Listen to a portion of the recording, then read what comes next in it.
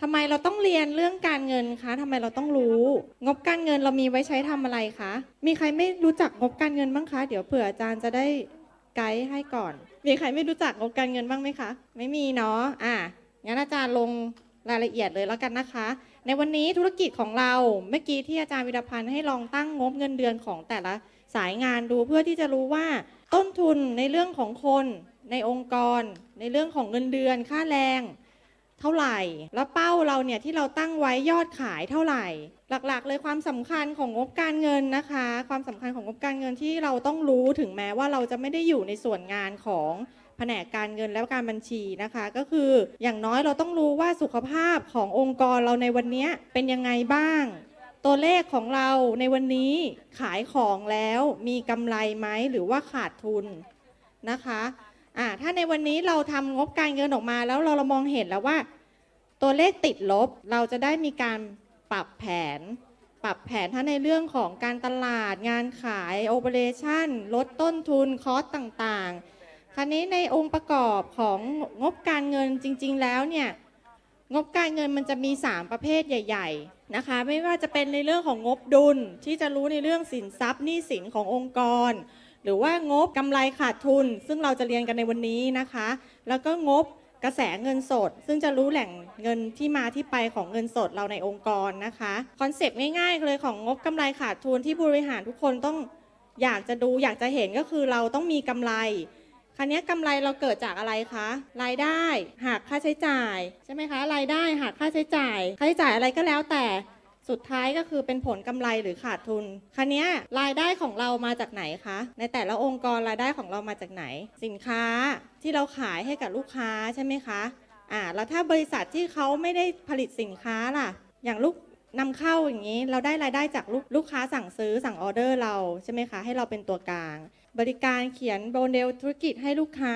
เราก็ต้องมีเป็นรายลูกค้าเป็นรายโปรเจกต์ใช่ไหมคะถึงจะได้รายได้มาแล้วเรามีเกณฑ์ในการกำหนดยังไงรายได้ว่าเราจะต้องขายเท่าไหร่แล้วต้นทุนแค่เงินเดือนก็ร้องว้าวกันแล้วเมื่อกี้ว่าเงินเดือนสูงมากแต่ละท่านใช่ไหมคะต้นทุนสินค้าถ้ากรณีที่เป็นบริษัทที่ทำสินค้าผลิตสินค้าออกมาให้กับลูกค้าขายจำหน่ายเป็นรายชิ้นรายอันเนี่ยมันก็จะมีต้นทุนต่างๆเกิดขึ้นมากมาย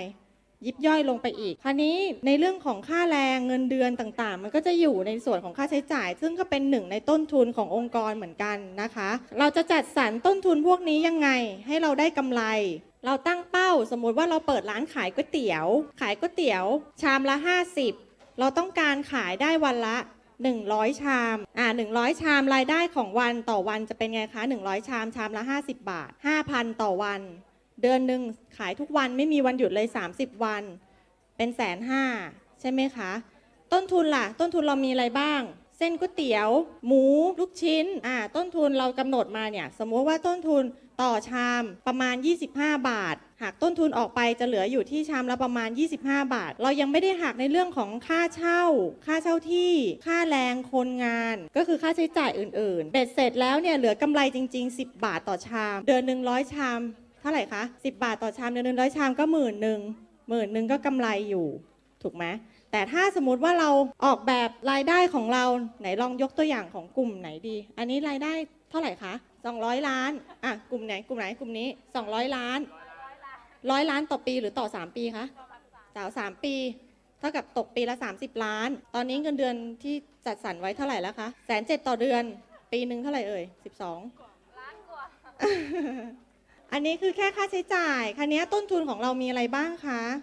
เดี๋ยวเราแยกกันก่อนในเรื่องของต้นทุนสินค้ามันจะเป็นต้นทุนที่เกี่ยวข้องกับงานที่เราจะนำเสนอให้กับลูกค้าทุกรายการทั้งในเรื่องของงานบริการเช่นต้นทุนค่าบริการต่างๆที่ไม่เกี่ยวกับค่าแรงค่ะไม่เกี่ยวกับค่าเช่าเรามีอะไรบ้างเราก็ต้องลิสต์ออกมาให้หมดนะคะต้นทุนเกี่ยวกับค่าโทรศัพท์ค่า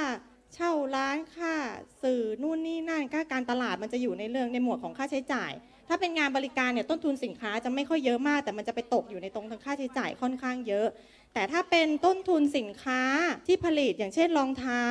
บริษัทรองเท้าอย่างเงี้ยต้นทุนสินค้าของเราก็จะมีเรื่องของ วัตถุดิบต่างๆตรงนี้ที่เราจะต้องนำมาระบุรายละเอียดให้ชัดเจนอีกที เพื่อที่เราจะได้รู้ว่าในวันนี้ที่เรากำหนดเป้าอะค่ะกำหนดเป้าขององค์กรเรารายได้ของเรามาจากการขายสินค้ากี่ชิ้นละเท่าไหร่ในแต่ละประเภทรวมกันแล้วเนี่ยเราได้ต่อเดือนเท่าไหร่ต่อปีเท่าไหร่นะคะแล้วเราก็มาดูต้นทุนของแต่ละรายการว่ามีเท่าไหร่แล้วเราก็ดูอีกว่าเงินเดือนค่าใช้จ่ายเบ็ดเตล็ดค่าน้ำค่าไฟค่าโทรศัพท์ค่าจ้างซัพพลายค่าจ้างเอเจนซี่หรืออะไรก็แล้วแต่ที่เราไม่ทำเองเอาซอร์สค่าใช้จ่ายต่างๆสุดท้ายแล้วเนี่ยเรากำไรเท่าไหร่ต่อปีค่าไฟค่าน้ำจะอยู่ในหมวดของค่าใช้จ่ายค่ะอันนี้เราก็ต้องรวมด้วยค่าโทรศัพท์พวกนี้ต้องรวมทุกอย่างให้หมดเกิดอะไรขึ้นถ้าเราตกหล่นในเรื่องของต้นทุนจะเกิดอะไรขึ้นคะเราจะรับรู้ว่ารายได้เราเยอะถูกไหมเพราะว่าเราขาดตกต้นทุนเราไปครั้งนี้พอถึงเวลาจริงๆพอเราดำเนินกิจการไปได้สักระยะหนึ่งแล้วอะค่ะมันก็จะทำให้ตัวเลขที่ออกมามันไม่ตรงตามที่เราคาดการไว้ครั้งนี้ในช่วงปีแรกๆไม่แปลกถ้าเกิดว่าตัวที่เป็นกำไรสุทธิมันจะน้อยหรือว่ามันอาจจะติดลบครั้งนี้เราก็อาจจะต้องมีการปรับแผนอาจจะเพิ่มยอดขายก็คือเป็นการกำหนดกลยุทธ์ทางการตลาดของเราเพิ่มว่าเราจะขายเพิ่มขึ้นไหมหรือเราจะจัดช่องทางการจัดจำหน่ายให้มากขึ้นไหมใช้กลยุทธ์การตลาดเชิงลุกไหมหรือจะทำยังไงให้ลูกค้าเราเนี่ยหันมาสนใจจัดโปรโมชั่นหรือยอมลดราคาแต่เพิ่มปริมาณอันนี้ก็ขึ้นอยู่กับองค์กรของเราแล้วว่าเรามีกลยุทธ์ยังไงในการจัดสรรรายได้เข้าองค์กรของเรานะคะในเรื่องของต้นทุนเราก็ต้องมีแผนกบริหารโอเปอเรชั่นมีไหมคะไหนบริษัทใครมีโอเปอเรชั่นบ้างโอเปอเรชั่นก็ต้องบริหารจัดสรรในเรื่องของต้นทุนเข้ามาเกี่ยวข้องด้วยนะคะทำยังไงให้สามารถลดต้นทุนในการผลิตสินค้า1ชิ้นหรือทำยังไงให้สามารถลดต้นทุนในการให้บริการลูกค้าได้เพื่อให้ได้ยอดขายที่เขาเรียก profit margin ส่วนต่างของกำไรได้เพิ่มมากขึ้นส่วนเรื่องค่าใช้จ่ายเงินเดือนก็คงไม่น่าจะต้องลดเงินเดือนกันไหม ถ้าดำเนินธุรกิจสักระยะหนึ่งแล้วเกิดแบบขาดทุนถ้าขาดทุนแล้วเราไปลดเงินเดือนจะมีผลอะไรกับองค์กรไหมคะคราวนี้เราก็ต้องมารู้แล้วว่าองค์ประกอบทั้งหมดเนี้ยเราจะต้องบริหารจัดการยังไงให้ทำให้ตัวกำไรเนี้ยเกิดขึ้นแล้วก็มีผลต่อองค์กรเราด้วยแล้วก็มีคนที่เราดำเนินการอยู่ด้วยผู้ถือหุ้นหรือแม้กระทั่งพนักงานในองค์กรของเราอะค่ะยังอยู่ได้อยู่รอดก็คือเพื่อความอยู่รอดขององค์กรด้วยนะคะเดี๋ยวในวันนี้เราจะลองตั้งสมมติฐานละกันว่าบริษัทของเราที่ทำอยู่ตอนนี้หลังจากที่เราได้ใส่เงินเดือนกันไปแล้วอะค่ะเราลองดูว่าองค์กรเรามีต้นทุนอะไรบ้างนะคะที่เกี่ยวข้องกับตัวสินค้าและงานบริการของเรามีค่าใช้จ่ายอะไรบ้างลิสต์ออกมาก่อนก็ได้ค่ะถ้ายังแยกไม่ออกว่าอะไรคือต้นทุนอะไรคือค่าใช้จ่ายทุกอย่างที่เป็นรายจ่ายที่เป็นเม็ดเงินที่ออกจากกระเป๋าเราอะค่ะอันนั้นคือต้นทุนทุกอย่างนะคะลองลิสต์ออกมาดูว่าเรามีอะไรบ้างในแต่ละเดือนคราวนี้เราจะรู้แล้วว่าเป้าที่เราตั้งไว้ควรจะขยับขึ้นหรือว่ายังคงเดิมโอเคแล้วนะคะ